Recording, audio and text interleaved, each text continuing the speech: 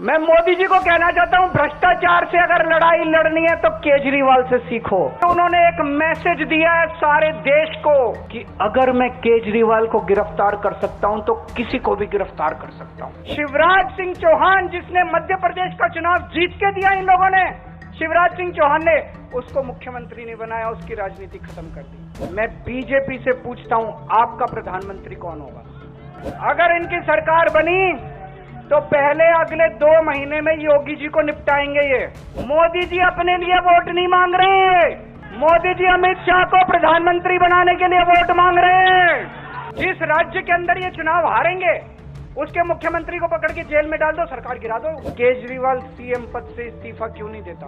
तुम अगर जनतंत्र को जेल में कैद करोगे तो जनतंत्र जेल से चला के दिखाएंगे। दोस्तों, मैं मोदी जी को कहना चाहता हूं, भ्रष्टाचार से अगर लड़ाई लड़नी है तो केजरीवाल से सीखो। प्रधानमंत्री जी, भ्रष्टाचार के खिलाफ लड़ाई केजरीवाल ने लड़ी है।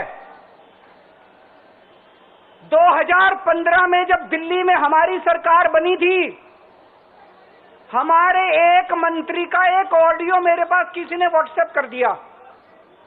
उस ऑडियो में मेरा मंत्री किसी दुकान वाले से 5 लाख रुपए मांग रहा था। किसी मीडिया वाले को नहीं पता था, विपक्ष को नहीं पता था। आप लोगों को याद होगा, मैंने अपने खुद मंत्री को सीबीआई के हवाले कर दिया, जेल भेज दिया था अपने मंत्री को।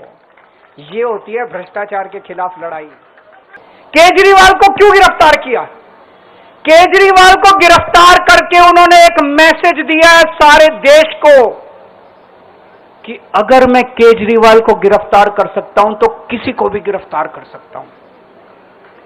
कोई केस नहीं होगा, कोई मामला नहीं होगा, तब भी मैं तुमको गिरफ्तार कर सकता हूं। एक बेहद खतरनाक मिशन चालू किया हुआ है प्रधानमंत्री जी ने, बहुत ही खतरनाक। देशवासियों को यह समझने की, अब जब मैं बोलने जा रहा हूं, समझने की जरूरत है। उस मिशन का नाम है वन नेशन वन लीडर। देश के सारे नेताओं को खत्म करना चाहते हैं मोदी जी, और इसको 2 स्तर के ऊपर इस मिशन को चला रहे हैं। जितने विपक्ष के नेता हैं उनको जेल भेजेंगे। विपक्ष के अंदर आज इन्होंने मनीष सिसोदिया को जेल भेज दिया, संजय सिंह को जेल भेज दिया, सत्येंद्र जैन को जेल भेज दिया, केजरीवाल को जेल भेज दिया, हेमंत सोरेन को जेल भेज दिया, ममता दीदी के कई मंत्रियों को जेल भेज दिया, स्टैलिन के कई मंत्रियों को जेल भेज दिया, केरला के सीएम के पीछे पड़े हैं। अगर ये चुनाव जीत गए, मेरे से लिखवा लो एफिडेविट के ऊपर, थोड़े दिन के बाद ममता दीदी जेल में होंगी, तेजस्वी यादव जेल में होगा, स्टैलिन साहब जेल के अंदर होंगे, पिनरई विजयन जेल के अंदर होंगे, उद्धव ठाकरे जेल के अंदर होंगे, जितने विपक्ष के नेता ये सारे जेल के अंदर होंगे। अगर ये चुनाव जीत गए, इन्होंने बीजेपी का एक नेता नहीं छोड़ा। आडवाणी जी की राजनीति खत्म कर दी इन्होंने, मुरली मनोहर जोशी की राजनीति खत्म कर दी, सुमित्रा महाजन की। शिवराज सिंह चौहान जिसने मध्य प्रदेश का चुनाव जीत के दिया इन लोगों ने, शिवराज सिंह चौहान ने उसको मुख्यमंत्री नहीं बनाया, उसकी राजनीति खत्म कर दी। वसुंधरा राजे की राजनीति खत्म कर दी इन्होंने, खट्टर साहब की राजनीति खत्म कर दी, डॉक्टर रमन सिंह की राजनीति खत्म कर दी। अब अगला किसका नंबर है? योगी आदित्यनाथ। अगर ये चुनाव जीत गए, मेरे से लिखवा लो, 2 महीने के अंदर उत्तर प्रदेश का मुख्यमंत्री बदल देंगे ये लोग। योगी आदित्यनाथ की राजनीति खत्म करेंगे, उनको भी निपटा देंगे ये लोग। यही तानाशाही है दोस्तों। वन नेशन वन लीडर ये चाहते हैं, एक ही तानाशाह इस देश के अंदर बचेगा, एक ही तानाशाह इस देश के अंदर बचेगा। मैं सुप्रीम कोर्ट का बहुत बहुत शुक्रिया अदा करना चाहता हूं। उन्होंने 21 दिन दिए हैं, एक दिन में 24 घंटे हैं। मैं एक दिन में 24 में से 36 घंटे काम करूंगा, पूरे देश भर में घूमूंगा इस तानाशाही को रोकने के लिए। दोस्तों, जितनी मेरे अंदर ताकत है, मेरा सब कुछ कुर्बान है देश के लिए। मेरा तन मन धन सब कुछ कुर्बान है मेरे देश के लिए। मेरे खून का एक एक कतरा मेरे देश के लिए, मेरे शरीर का एक एक कतरा, मेरी जिंदगी का एक एक पल मेरे देश के लिए। मेरे देश को बचाने के लिए मैं पूरे देश में जाऊंगा दोस्तों। अब एक बहुत महत्वपूर्ण बात करने जा रहा हूं, उसको ध्यान से सुनना। ये लोग इंडिया गठबंधन से पूछते हैं आपका प्रधानमंत्री कौन होगा। मैं बीजेपी से पूछता हूं आपका प्रधानमंत्री कौन होगा। आप लोग सोच रहे होंगे केजरीवाल क्या बात कर रहा है, मोदी जी होंगे। नहीं, मोदी जी अगले साल 17 सितंबर को 75 साल के हो रहे हैं। बीजेपी के अंदर मोदी जी ने 2014 में मोदी जी ने खुद ने रूल बनाया था कि बीजेपी के अंदर जो भी 75 साल का होगा उसको रिटायर कर दिया जाएगा। सबसे पहले आडवाणी जी को रिटायर किया गया, उसके बाद मुरली मनोहर जोशी जी को रिटायर किया गया, फिर सुमित्रा महाजन को रिटायर किया गया, फिर यशवंत सिन्हा को रिटायर किया गया। अब मोदी जी अगले साल 17 सितंबर को रिटायर होने वाले हैं। तो मैं बीजेपी से पूछना चाहता हूं आपका प्रधानमंत्री का दावेदार कौन है। दोस्तों, अगले साल 17 सितंबर तक अगर इनकी सरकार बनी, तो उस पर भी आऊंगा मैं, अगर इनकी सरकार बनी तो पहले अगले 2 महीने में योगी जी को निपटाएंगे ये, और उसके बाद मोदी जी के सबसे खास अमित शाह को ये प्रधानमंत्री बनाएंगे। तो मैं लोगों को, देश के लोगों को आगाह करना चाहता हूं, मोदी जी अपने लिए वोट नहीं मांग रहे, मोदी जी अमित शाह को प्रधानमंत्री बनाने के लिए वोट मांग रहे हैं। मैं पूछना चाहता हूं मोदी जी से और अमित शाह जी से, ये मोदी की गारंटी पूरी कौन करेगा? क्या अमित शाह मोदी की गारंटी पूरी करेंगे?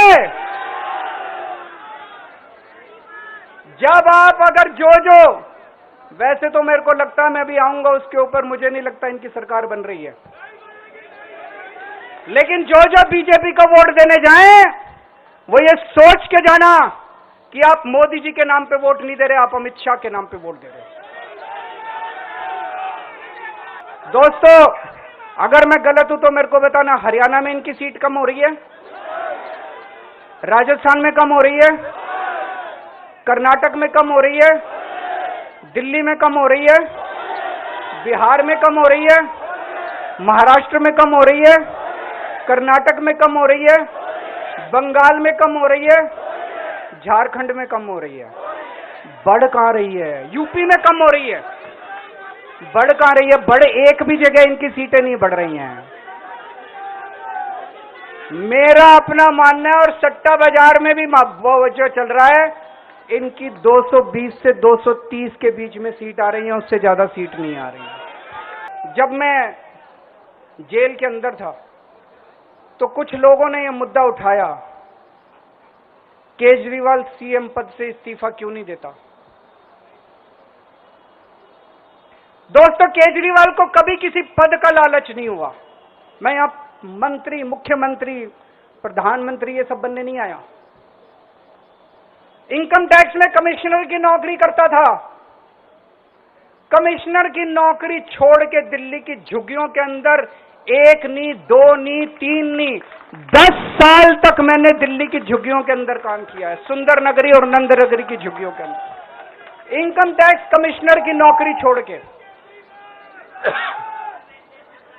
जब मेरे को दिल्ली की जनता ने पहली बार सीएम बनाया, असूलों के ऊपर 49 दिन के अंदर सीएम पद से इस्तीफा दे दिया था। एक चपरासी की नौकरी कोई नहीं छोड़ता। सीएम बनने के लिए लोग अपना दायां हाथ कटाने के लिए तैयार होते हैं। मैंने खुद से अपने आप सीएम की कुर्सी को लात मार दी थी 49 दिन के अंदर। मेरे लिए सीएम पद इंपॉर्टेंट नहीं है। आज मैंने सीएम पद से इस्तीफा क्यों नहीं दिया जेल जाने के बाद? दोस्तों, पिछले 75 साल में भारतवर्ष में इतने राज्यों के चुनाव हुए, इतने राज्यों के चुनाव हुए, दिल्ली के अंदर सबसे ऐतिहासिक बहुमत से आम आदमी पार्टी जीती, 55-56% वोट। एक बार 67 सीट, एक बार 62 सीट, इतने भारी बहुमत से आज तक कोई राज्य की सरकार 75 साल में नहीं जीती। इतने भारी बहुमत से जीतने के बावजूद झूठा केस, अब उनको पता है वो हमें हरा नहीं सकते दिल्ली के अंदर। उन्हें पता है अगले 20 साल तक दिल्ली में आम आदमी पार्टी को कोई नहीं हरा सकता। तो उन्होंने एक षड्यंत्र रचा, राजनीतिक षड्यंत्र रचा। केजरीवाल को झूठे केस में जेल भेज दो, केजरीवाल को इस्तीफा देना पड़ेगा, केजरीवाल की सरकार गिर जाएगी। उन्होंने ये षड्यंत्र रचा। मैंने कहा मैं भी इस्तीफा नहीं दूंगा। तुम अगर जनतंत्र को जेल में कैद करोगे तो जनतंत्र जेल से चला के दिखाएंगे दोस्तों, सरकार भी जेल से चला के दिखाएंगे। कतई इस्तीफा, तुम्हारे ट्रैप में फंसने वाले नहीं हम। ये अगर हेमंत सोरेन साहब को भी इस्तीफा नहीं देना चाहिए था, जेल से सरकार चलानी चाहिए थी। अगर हमने इस्तीफा दे दिया, ये तो बड़ा अच्छा है इनके लिए। जिस राज्य के अंदर ये चुनाव हारेंगे उसके मुख्यमंत्री को पकड़ के जेल में डाल दो, सरकार गिरा दो। उसके मुख्यमंत्री को पकड़ के जेल में डाल दो, सरकार। आज मैं अगर दिल्ली की जेल के अंदर रह के दिल्ली की जेल से इस्तीफा नहीं दे रहा, वो इस तानाशाही के खिलाफ संघर्ष कर रहा हूं, इसको समझ लेना आप लोग। केजरीवाल को किसी पद का लालच नहीं है। सीएम तो 100 सीएम की कुर्सी देश के नाम कुर्बान है दोस्तों।